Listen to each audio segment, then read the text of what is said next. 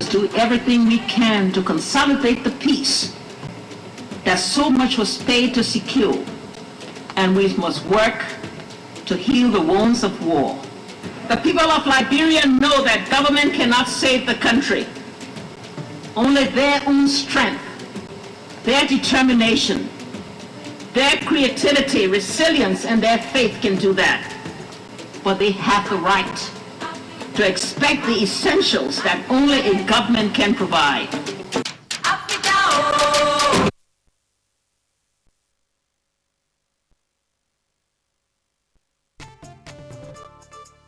Africa, you see. Africa, you know.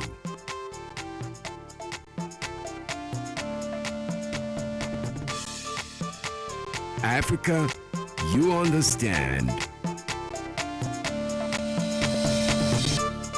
Africa, you celebrate. On Kaakaki, the African voice.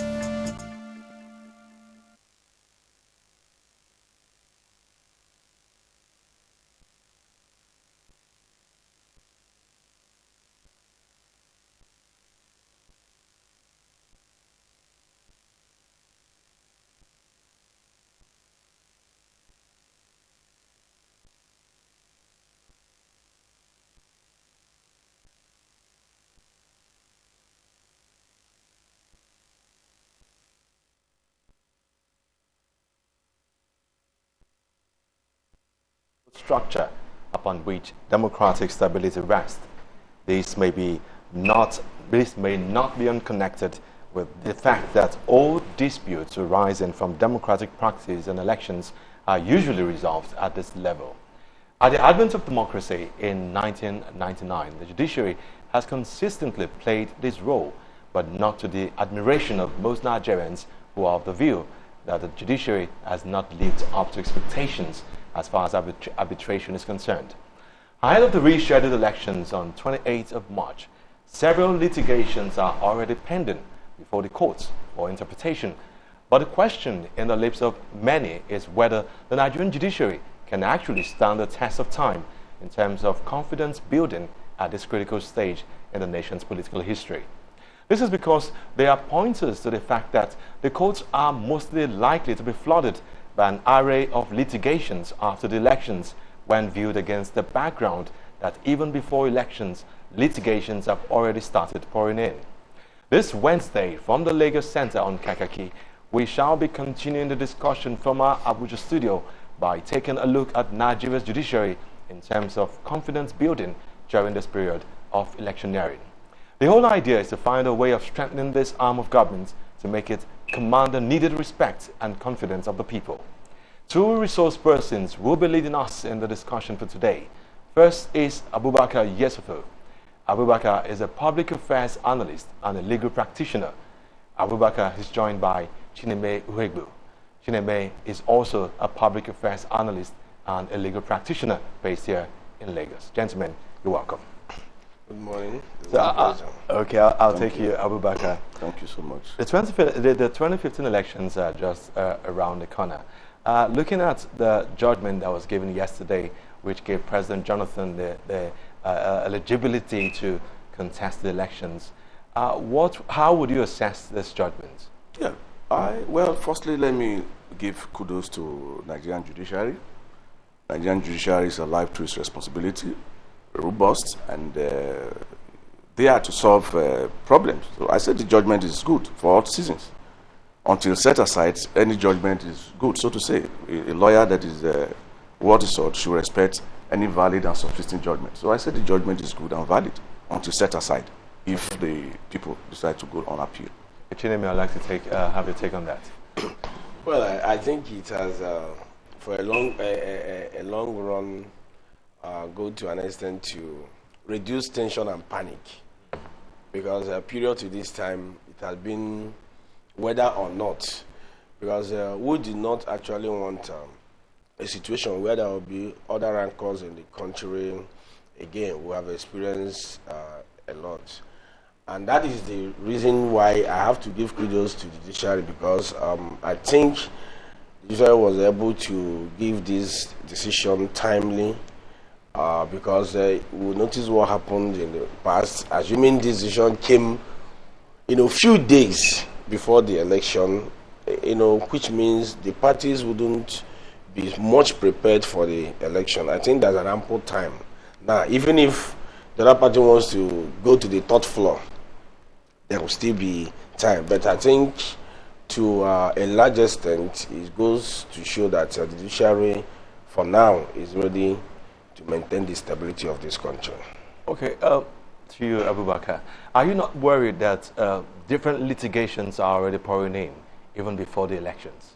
No, by no means. I think the system is competent and ready to address these myriads of litigations, for want of a better word.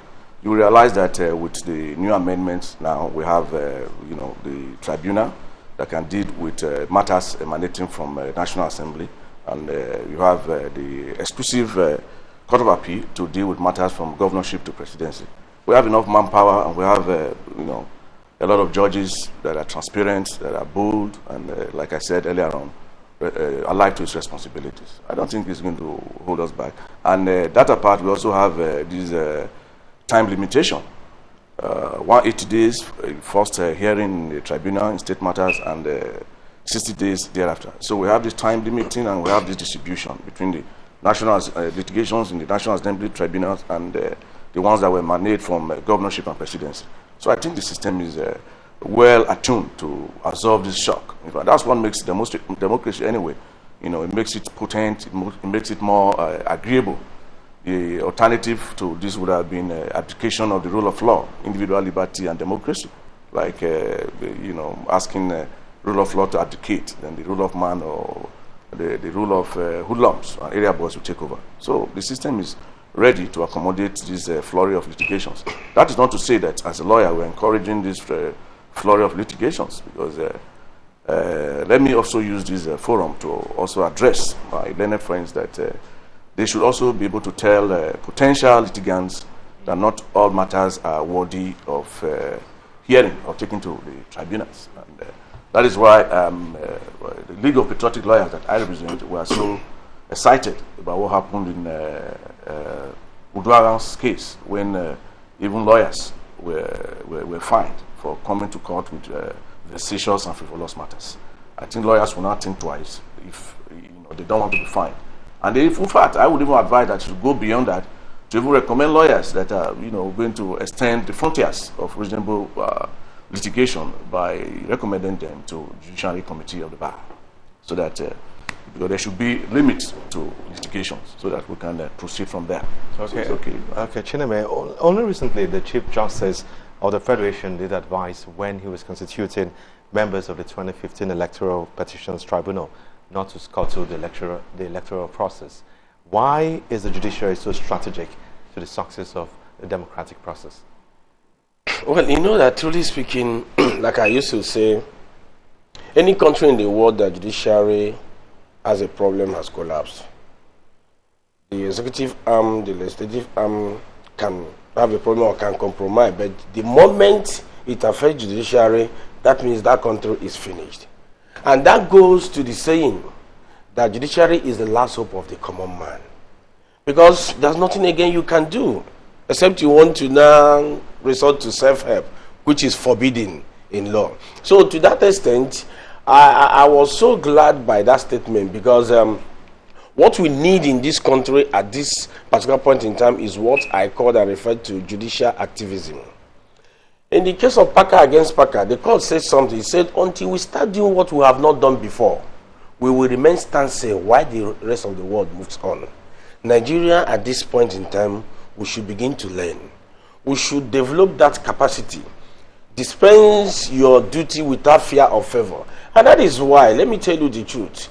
Before, like Oputa J.S. as he then was, now late, there was a question I put to him one day when he was still alive, to blessed memory. I asked him, what is the difference between a lawyer and a judge? And he simply said that a judge is somebody who, after long standing in the bar, is called to sit on the bench.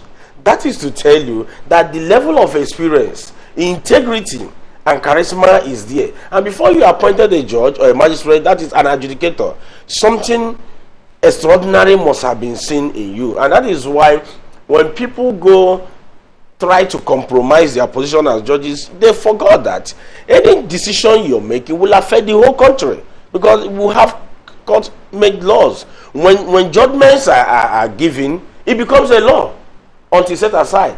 And when you give a judgment that is neither here nor there, or that is quasi, or that has no binding force of enforcement, you're creating additional problem to the state. And that is why we should be very, very careful the kind of judgments these judges give, the kind of technicalities. And you know, in recent time, the Supreme Court in their judgment has also warned that technical justice is no justice.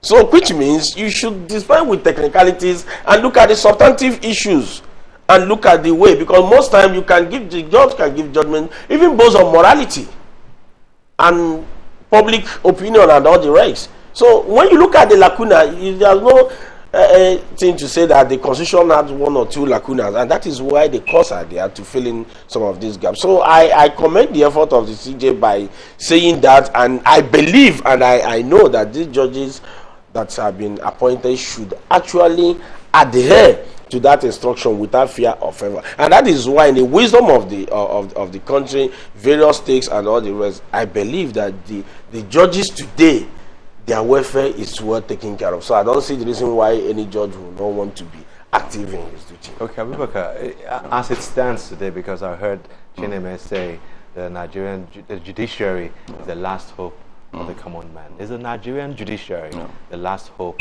of an average Nigerian? Yeah, that's true. That's true, because if you look at the tripod, you know, legislature, executive, and judiciary, without the judiciary is the only organization, is the only body that can adjudicate, you know, when there's trouble, when there's even malfeasance at the lowest level, you call upon the judiciary. When there's electoral breach, you go to the judiciary. That's why we have been suggesting at the level of the League of Patriotic Lawyers that this all-important body should be well funded. This all-important body should also be above board. This all-important body should not be susceptible to attacks by some unwary members of the public. The mere fact that you have lost a case maybe at a particular level does not make that judge a member of the opposing political party. People should see justice from the spectacles of that viewpoint. So I'm miffed and taken aback when I hear people throw tirades and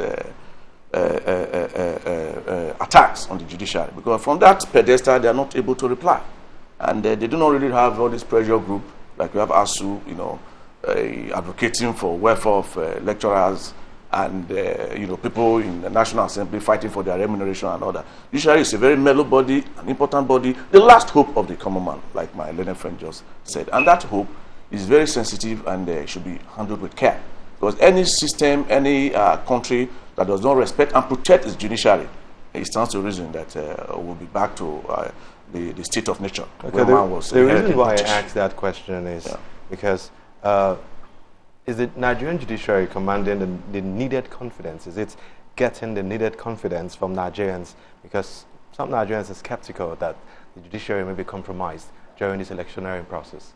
No, you see, the problem we have in Nigeria, let me also quote to Puta again. He said, if you're not informed, you're deformed. Many Nigerians are deformed, and that is why if you're not a lawyer, you will not understand the system. Law is not logic. When there are things set on ground, that is why when you see any judge or magistrate pronouncing a judgment, he will always say, by the evidence before me. Let me give you an example. Like, for example, a case of assault. There are 3 ingredients of assault: touching, striking, and movement. And if you want to prove these things, and 3 of these things are not there, which you have lost out. But people outside there will say, oh, this man, we saw him, or this man, we knew when he went and robbed this thing, but now they have freed him. Because no, and they forgot the principle that you must prove your case beyond reasonable doubt. The implication of that is that once there is doubt in the mind of the court, no matter how little, that matter must be resolved in favor of the accused. So some of these things, because you're not in the system, you will not understand it. Yes, we know that most people outside there, most of them feel insecure again with the system, but it is not the judge, it is the system, especially the delays in matters in court and all the rest. You know, this year, January 5th, work was supposed to resume officially. Judiciary workers went on strike. Then what happened to people, matters that have been in court, that have been awaiting trial, people in detention and all the rest. So you see that at times the hands of these education officers will be tied because of the system in place. Yeah. But aside from that, generally, let me tell you, there's no other alternative. Are you going to carry guns? Are we going to return to anarchy? Are you going to resort to self-help or other things? So at the end of the day, you're putting your life in danger. It is only judiciary. No matter what we should be doing now is to encourage the judiciary by one way or the other. Thank God the media, they are there. If you see that any judge, nowadays before judges are appointed, their names are out and everything, the NJC is there to scrutinize them. If you feel that there's any one of them that is a man without integrity, say it out. I'm sorry, if I may just quickly add this. You know, my learned friend just mentioned the hands being tied and all that. People often misquote or misinterpret that assertion. You know, if you look at the case of Awolowo and the then Federal Republic of Nigeria, that was when Sudende, so when they said that his hands were tied. I'm sure he didn't say that his conscience was also tied. His hands were tied by the evidence before him. Take, for example, a simple case of assault occasioning harm, section 355, or assault simpliciter, section 351. If the police IPO does not come to court to muster enough evidence, how do you want the judge or the magistrate better put to convict him? So a lot of people put some of these insufficiencies at the doorstep of the judiciary. Far from it. Discover that a case may be ongoing in court, the IPO suddenly is retired. He goes back to his village. He will not be able to come back to court to adduce evidence to convict the obviously felonious culprit. So the man is let off the hook.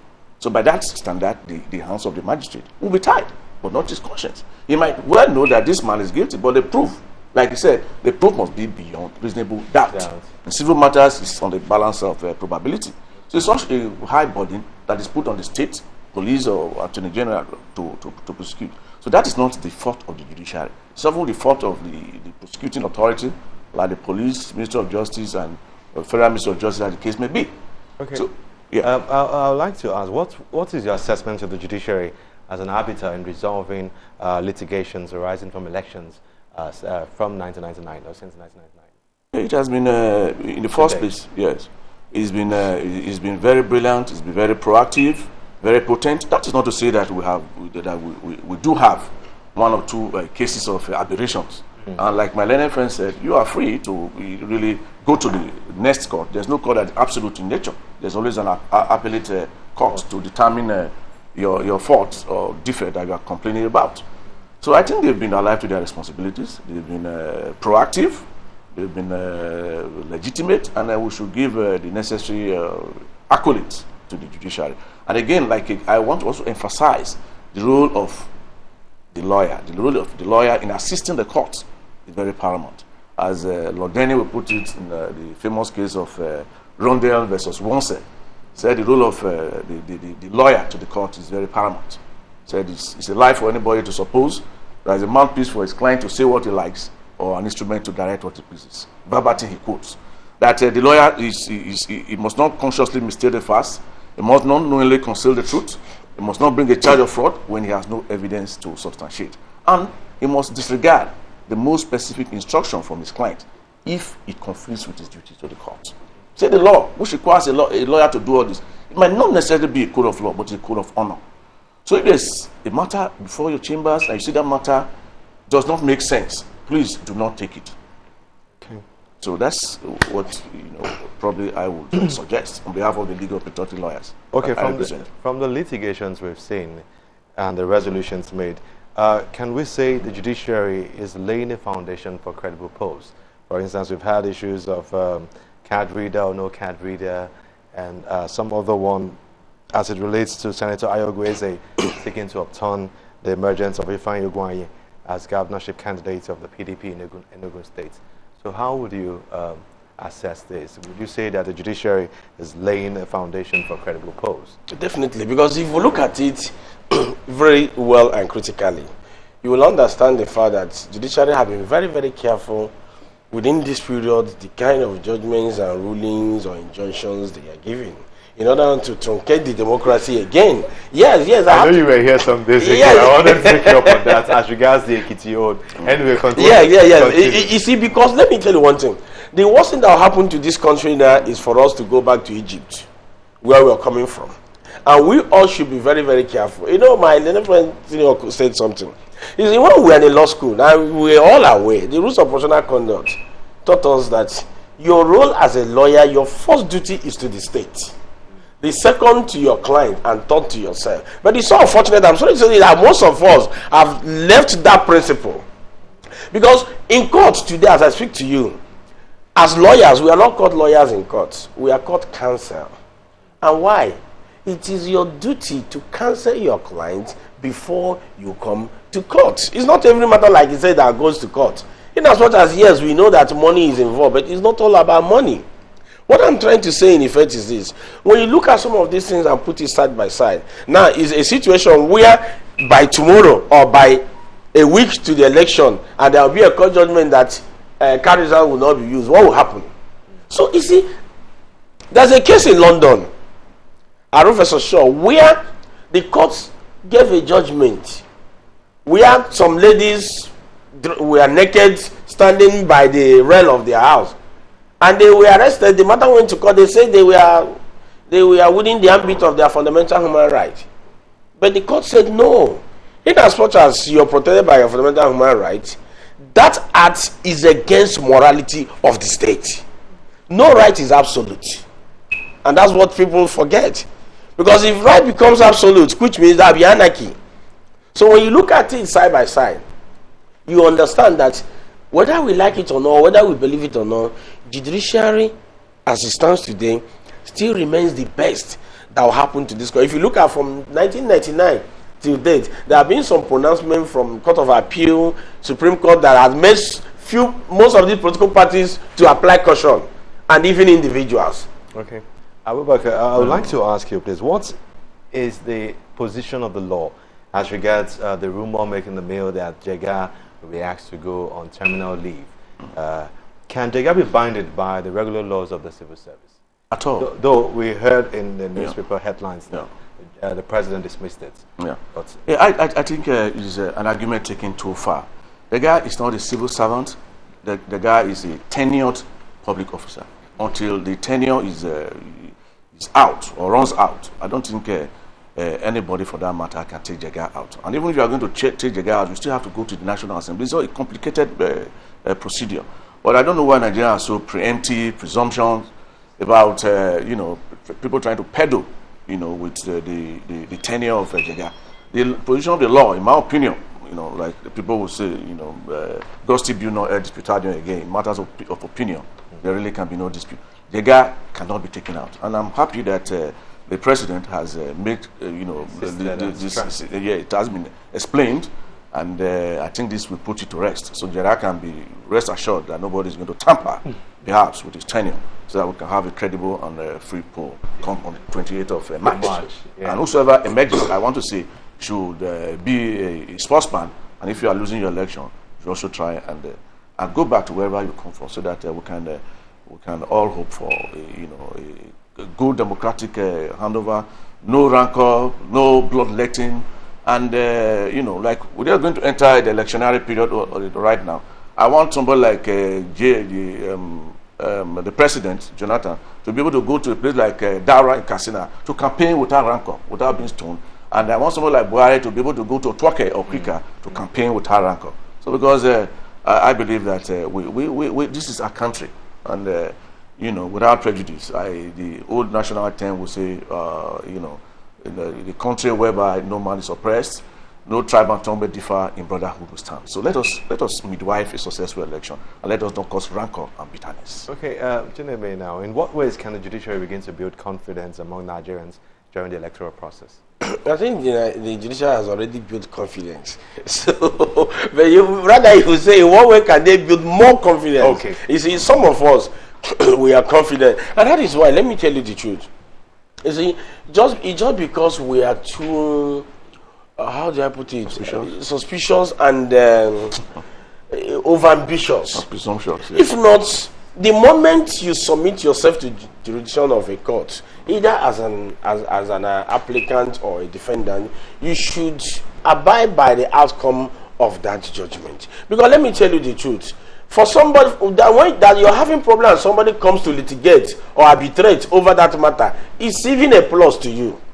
If not, some people will tell you they're not interested, go and do your worst. So Nigerians should begin to look at it at this perspective, and to know that whether in the first place the judge that is sitting there doesn't know you, he doesn't know the applicant or the defendant from Adam. So I don't know why. Yes, you might say something, but remember, we say that beauty is in the eyes of the beholder.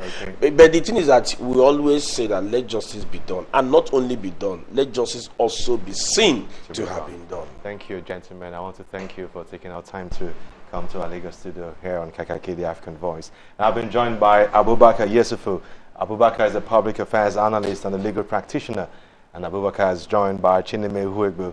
Chineme is also a public affairs analyst and a legal practitioner based here in Lagos. And we've been looking at the 2015 elections and to see how the judiciary can stand the test of time. And I'll be taking you back to Adora and Utibe for the concluding part of the program. I am Olufemi Ojo.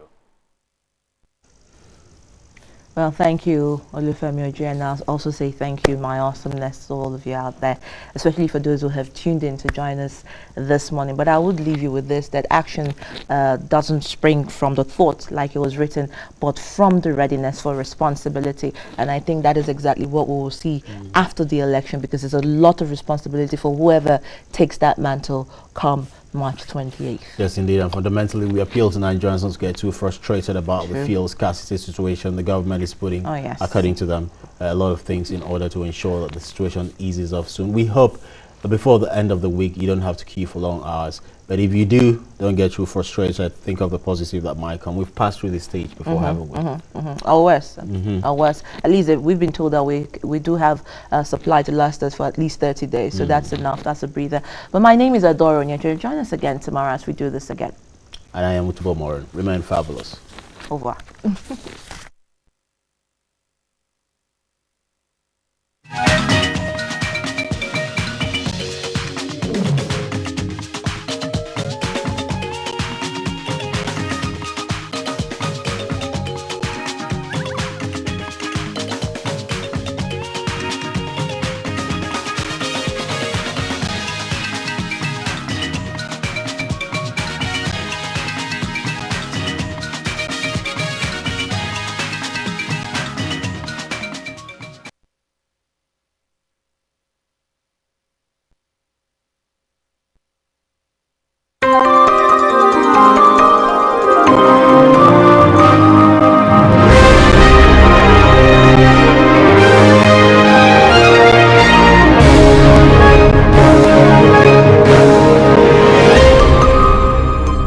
AIT, sharing the African experience.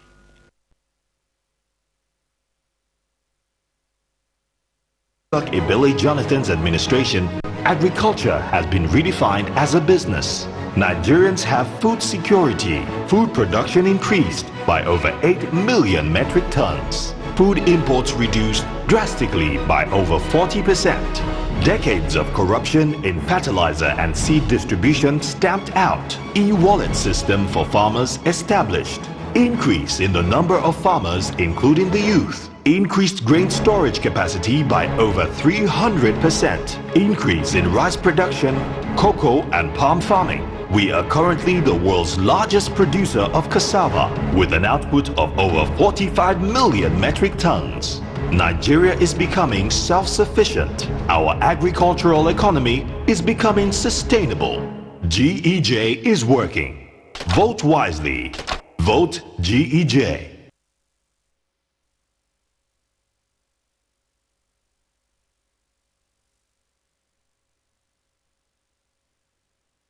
On Earth.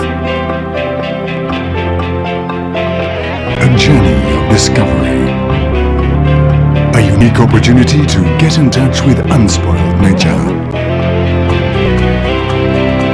Enjoy your time in a place that offers something for everyone. A land powerful contrasts. An experience